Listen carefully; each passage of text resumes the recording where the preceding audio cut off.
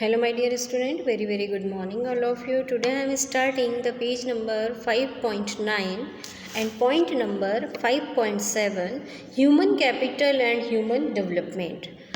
Human capital और human development ये दो टर्म्स हैं, दोनों में कुछ डिफरेंसेस हैं कि the term human capital and human development sound similar, कि दोनों देखने सुनने में कैसे लगते हैं, वर्ड्स एक जैसे लगते हैं, but there is a clear distinction between them, लेकिन उनमें कुछ अंतर है। वो क्या है कि human capital considers education and health as a means to increase labor productivity. Human capital में लोगों की, देश के लोगों की एजुकेशन और हेल्थ को डेवलप किया जाता है जिससे कि प्रोडक्टिविटी बढ़े। On the other hand according to human development, लेकिन ह्यूमन डेवलपमेंट में education and health are integral to human well-being, because only when people have the ability to read and write and the ability to lead a long and healthy life, they will be able to make other choice which the value. कि human capital में लोगों की health और education पे दिया है बल, लेकिन ह्यूमन डेवलपमेंट में कहा कि education and health are integral to human, कि ये किसी भी व्यक्ति के लिए बहुत ज़रूरी पार्ट है कि वो एजुकेटेड भी हो, वो हेल्दी भी हो, because only when people have the ability to read and write, क्योंकि अगर व्यक्ति पढ़ लिख सकता है and ability to lead a long healthy life, और अगर वो स्वस्थ है और लंबी लाइफ जी सकता है, तो they will be able to make other choices which the value, तो फिर वो अपने आप ही अदर चॉइसेस बनाएंगे जिनकी वैल्यूज़ हैं। Human capital traits human being as a means to increase in productivity, कि ह्यूमन कैपिटल को प्रोडक्टिविटी बढ़ाने वाला एक मीन्स यानी साधन माना जाता है। Any investment in education and health is unproductive if it does not enhance output of goods and services, कि अगर गुड्स और सर्विसेज का आउटपुट ह्यूमन नहीं बढ़ा रहा है तो ह्यूमन कैपिटल के लिए कुछ भी पैसा लगाना, इन्वेस्ट करना बेकार हो जाएगा। However according to human development, human beings are ends in themselves, human welfare should be increased through investment in education and health, कि ह्यूमन वेलफेयर कब हो सकता है, कब बढ़ सकता है, जब लोगों की एजुकेशन और हेल्थ पर खर्चा किया जाए। Such investment do not result in higher labour productivity, भले ही उससे प्रोडक्टिविटी ना बढ़े लेकिन देश के लोग स्वस्थ हों, पढ़े लिखे हों, ऐसा इन्वेस्टमेंट ज़रूर करना चाहिए। So therefore according to human development prospective, every individual has a right to get basic education and basic health care irrespective of their contribution to labor productivity. It means every individual has a right to be literate and lead a healthy life, कि हर व्यक्ति को अधिकार है literate यानी शिक्षित होने का और एक अच्छी हेल्दी लाइफ जीने का।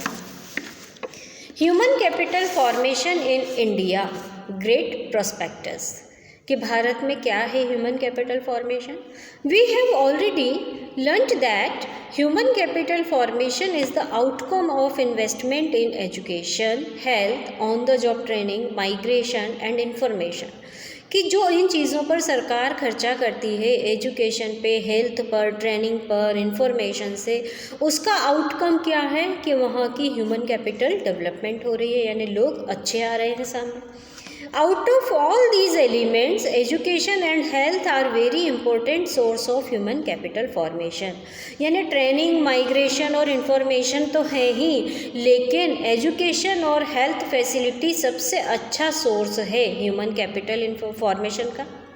We know that our is a federal country, कि हमारा देश कैसा है, एक प्रजातांत्रिक देश है, with a union government, state government and local government. हमारे देश में 3 तरह की सरकारें हैं, नेशनल लेवल पर सेंट्रल गवर्नमेंट, स्टेट लेवल पर स्टेट गवर्नमेंट और लोकल लेवल पर जो हमारे municipal corporation, municipalities, village panchayat, ये सब होती हैं। The constitution of India mentions the functions to be carried out by each level of government. जो हमारे देश का कॉन्स्टिट्यूशन है उसने बाकायदा सबके लिए कि हर लेवल की सरकार को क्या काम करना होगा वो बिल्कुल डिसाइड किया हुआ है। तो accordingly expenditure on both education and health are to be carried out simultaneously by all the 3 tiers of the government. तो इस तरह से तीनों स्तर की गवर्नमेंट को अपने अपने अंडर में हेल्थ और एजुकेशन के डेवलपमेंट पर बढ़ावा देना चाहिए। Education and health care services create both private and social benefit, कि अगर सरकार एजुकेशन और हेल्थ पर खर्चा करती है तो उसके दोनों तरह से फ़ायदे मिलते हैं, सोशल और private. As a result both private and public institution exist in the education and health service markets. Need for government intervention, कि गवर्नमेंट के इंटरवेंशन की क्या ज़रूरत होती है। The expenditure on education and health assume great importance on the formation of a human capital, कि education और health पर जो खर्चा किया जाता है वो ह्यूमन कैपिटल फॉर्मेशन के लिए सबसे ज़्यादा ज़रूरी है। So it is very important that such expenditure provide positive result. तो क्या ज़रूरी है कि जो खर्चा किया जा रहा है उसका पॉजिटिव रिजल्ट सामने आना चाहिए। To ensure favorable benefits, government intervention is important because of the following reason, कि गवर्नमेंट का इंटरवेंशन क्यों ज़रूरी है, कि the expenditure on education and health make substantial long-term impact and they cannot be easily reversed, कि जो पैसा education और हेल्थ पर किया जाता है खर्चा, उसका बहुत लंबे टाइम तक इम्पैक्ट रहता है, और जो पैसा एक बार इन दोनों फैसिलिटीज़ पे खर्च हो गया वो तुरंत वापस सरकार को नहीं मिलेगा। If a child is admitted to a school, कि अगर एक बच्चे को स्कूल में एडमिशन दिलाया जाता है और हेल्थ केयर सेंटर में and required services are not provided in such institute, then substantial amount of damage would have been done before the decision is taken to shift the child to another institution, कि अगर बच्चे को school में भर्ती किया गया या life care centre में भर्ती किया गया, लेकिन वहाँ उसको जो फैसिलिटीज़ मिल रही हैं, जो बेनिफिट वहाँ से मिलना चाहिए वो पर्याप्त नहीं है, तो तुरंत वहाँ से पैसा वापस नहीं मिलेगा। पेरेंट्स उसको निकाल कर किसी और इंस्टीट्यूशन में एडमिशन दिलाएंगे। तो individual consumers of these services do not have complete information about the quality of services and there cost. तो अगर हम व्यक्तिगत कंज्यूमर्स की बात करें तो हर एक कंज्यूमर को ये बिल्कुल नॉलेज नहीं होता है कि किस जगह पर कैसा एजुकेशन लेवल है, कि अगर हम जितनी फ़ीस भरेंगे उसके अकॉर्डिंग हमें उतनी अच्छी एजुकेशन मिलेगी या नहीं मिलेगी। तो इंडिविजुअल अपने लेवल पर यह बिल्कुल पता नहीं कर सकता। The providers of education and health services may acquire monopoly power, कि जो एजुकेशन और हेल्थ सर्विस प्रोवाइडर हैं उनके पास एकाधिकार है, मोनोपोली पावर है, and may get involve in exploitation, और फिर वो धीरे धीरे एक्सप्लॉयटेशन भी करने लगते हैं कहीं पे। So the role of government is important to ensure that the private providers of these services adhere to the standard stipulated by the government and charge the correct prices. तो जनता को खुद इस बात को ध्यान रखना चाहिए कि जो भी प्राइवेट प्रोवाइडर्स हैं, ये फैसिलिटी प्रोवाइड करवाने वाले, जैसे प्राइवेट स्कूल, प्राइवेट हॉस्पिटल्स हैं, वो सरकार की गाइडलाइन को फॉलो करते हैं या नहीं, जो सरकार ने स्टैंडर्ड बताया है उसको वो मेंटेन करते हैं या नहीं, और कितनी फ़ीस आपसे चार्ज कर रहे हैं, करेक्ट फ़ीस वो आपसे चार्ज करें, ये देखना जनता की खुद की जिम्मेदारी है।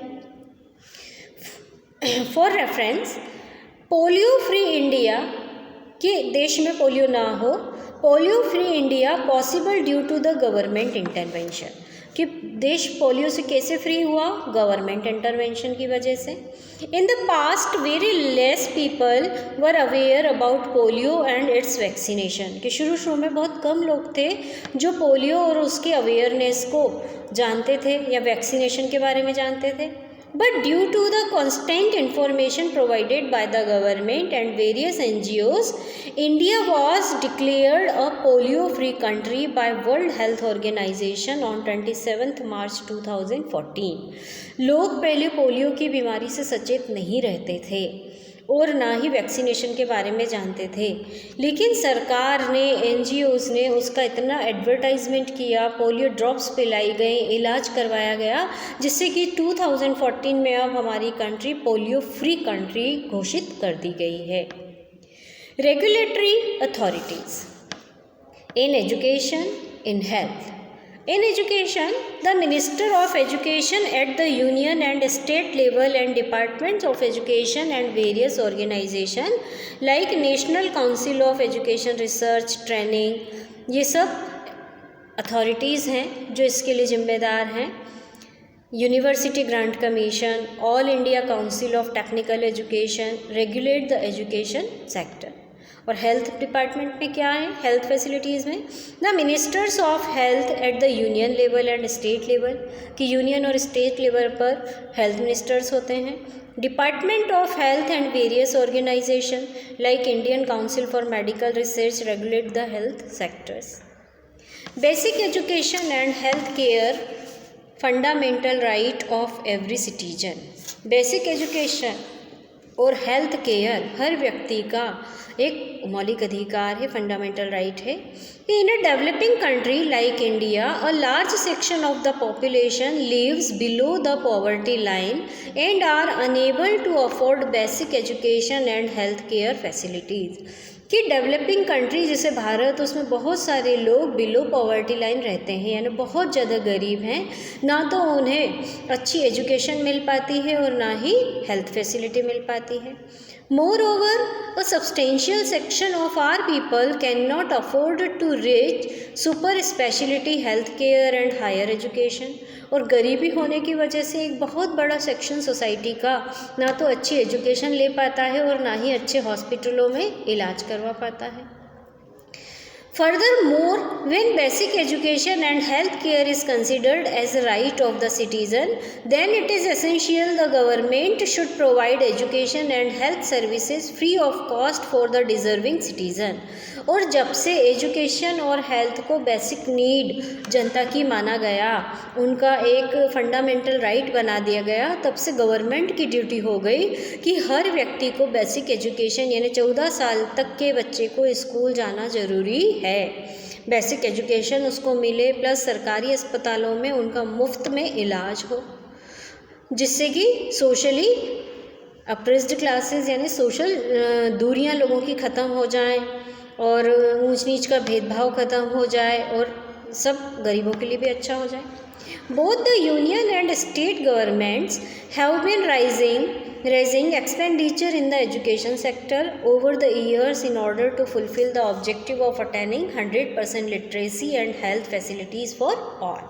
तो सरकारें, चाहे वो यूनियन हो या स्टेट गवर्नमेंट हो, सभी एजुकेशन और हेल्थ पर खर्चा कर रही हैं, जिससे कि 100% लिटरेसी और हेल्थ फैसिलिटीज़ सबको मिल सके। अब इसके बाद जो दिया हुआ एजुकेशनल सेक्टर इन इंडिया, ये आपको नहीं पढ़ना है, ये डिलीट हो गया कोर्स में से। अब आपको पढ़ना है पेज नंबर 5.13 पर 5.11 future prospectus in educational sector, कि भविष्य में एजुकेशनल सेक्टर की क्या संभावनाएं हैं। एजुकेशन फॉर ऑल, सबके लिए शिक्षा हो, स्टिल अ डिस्टिंक्ट ड्रीम, ये हमारी सरकार का सपना है कि the literacy rates for both adults as well as young youth have increased, कि बच्चों में और बड़ों में सब में लिटरेसी हो, सब पढ़े लिखे हों। However the absolute number of illiterates is still as much as Indian population was at the time of independence. In 1950, it was noted in directives of Constitution that the government should provide free and compulsory education for all children up to age of 14 years।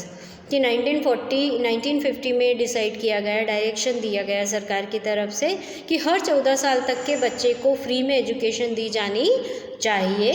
Had we done this, क्या हमने उसको पूरा किया है? We would have achieved 100% literacy by now. Gender equity better than before, कि पहले बहुत ज़्यादा जेंडर इनइक्वालिटी थी, लड़कों को ज़्यादा अच्छा स्थान था समाज में लड़कियों की बजाय। तो the differences in literacy rate between male and female are narrowing, कि पहले लड़के और लड़कियों के भी, लड़कों को पढ़ने भेजा जाता था स्कूल में और लड़कियों को घर के ही काम करवाए जाते थे, ये बहुत भेदभाव होता था। लेकिन अब सब शिक्षित हैं, सब बच्चों को पढ़ने भेजते हैं, चाहे वो बेटा हो या बेटी। अब ये गैप ख़त्म होने लगा है। It indicates a positive development in gender quality equity, जिससे कि जेंडर इक्विटी बन रही है। However woman education needs to be promoted, लड़कियों की पढ़ाई को प्रमोट किया जा रहा है। To improve economic independence and social status of woman and women education makes a favourable impact on fertility rate and health care of woman and children. So we can not be satisfied about the upward movement in the literacy rates until 100% literacy rate is achieved, कि जब तक कि 100% literacy rate देश में नहीं हो जाती तब तक हमें शांति से नहीं बैठना है, इसके लिए प्रयास करते जाना चाहिए।